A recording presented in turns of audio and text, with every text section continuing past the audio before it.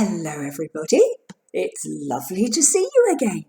Now I don't know about you, but when I looked out of the window this morning, there was lots of snow in the garden.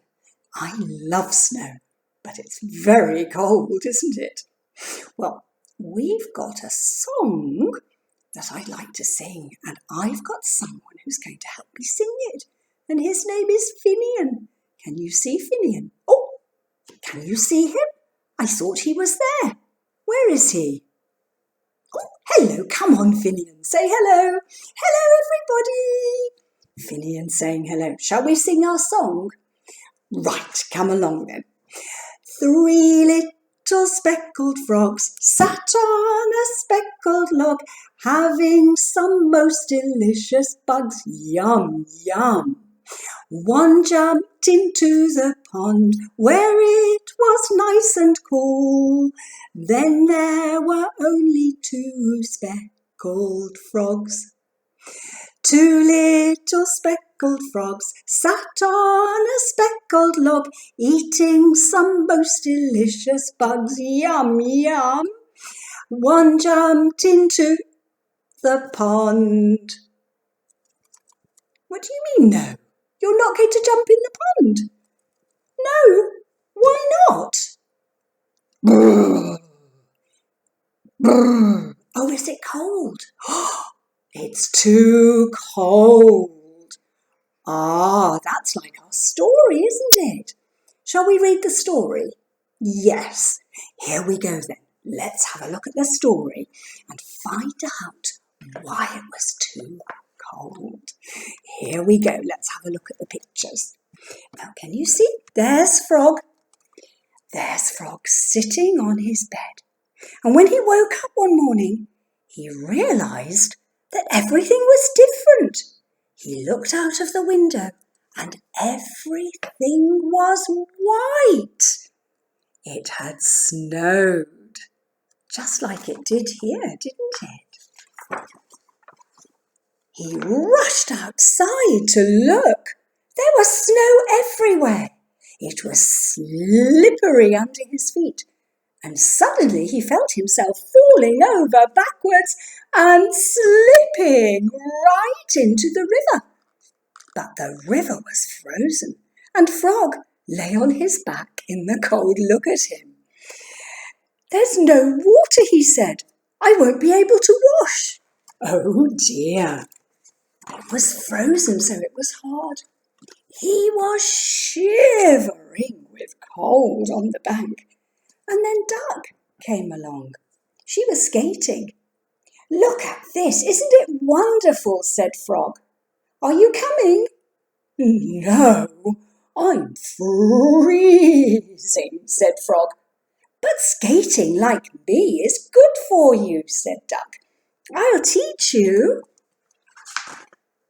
So Duck gave Frog her skates. Look, she put the skates on Frog's feet and she was helping him. And he slid quickly across the ice, but not for long, and soon he fell. Aren't you enjoying yourself? Said Duck. You've got a warm, feathery coat, said Frog. But I'm just a bare frog, and I'm cold. Then Pig appeared with a basket of firewood on her back. Aren't you freezing, Pig? Asked Frog. Freezing, said Pig. No, I'm enjoying the fresh air. Winter is lovely. But you have a nice layer of fat to keep you warm, said Frog. But I'm just a bare frog. Oh dear, poor Frog. 1, 2, 3. Along came Hare running fast. Hurrah, said Hare joyously. Doesn't it make you nice and warm when you run? Why don't you run, Frog? It's great fun. Brrr, I'm freezing, said Frog. You've got a nice warm fur coat, but I don't have anything. Frog was very cold, wasn't he? The next day, all his friends invited him to have a snowball fight. Oh, look! They were throwing snowballs. Did you throw snowballs, I wonder? I think you did, didn't you? I'm freezing, said Frog. I'm only a bare frog." And Frog went home and sat in his chair, dreaming of the summer. And when the fire went out, he went outside to get some more logs to put on the fire. He walked and he walked until he lost his way, and everything was white, and he was so tired he lay down in the snow. But there his friends found him. "I'm cold," said Frog. "Come on," said Hare and Duck, and they picked him up and they carried him home to bed. Look, they put him in bed and they made him a nice hot drink and they read stories to him and they stayed with him until he got better. And then one day, when Frog was well enough to get up without a fur hat or feathers, but dressed in his new pullover, he took his first steps out into the snow. "Well," asked Hare. "I like the snow when I've got some nice warm clothes on," he said. And so the long winter passed. But one morning when Frog opened his eyes, he noticed at once that something was different, and the bright lights streamed through the window. Look! The world was bright and green and the sun shone in the sky. "Hooray!" he cried. "It's good to be a frog. How wonderful!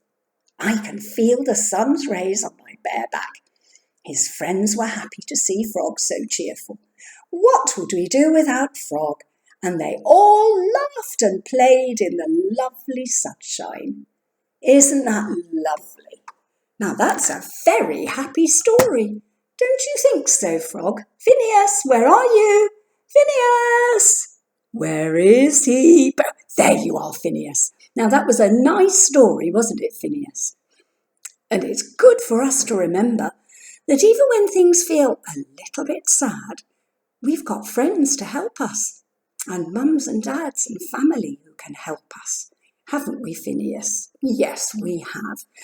And if things aren't very good, don't worry, because they will get better. They always get better, but as we said before, we have to be a little bit patient sometimes and do what we can to help those we love. Don't we, Phineas? So what are you going to help? Oh, he's giving me a kiss. Oh, thank you, Phineas. Oh, that makes me feel very happy. Maybe you can give somebody a hug now and show them that you love them. So bye-bye. Can you say bye-bye, Phineas? Bye-bye. Bye-bye, Phineas. So we'll see you again. Goodbye.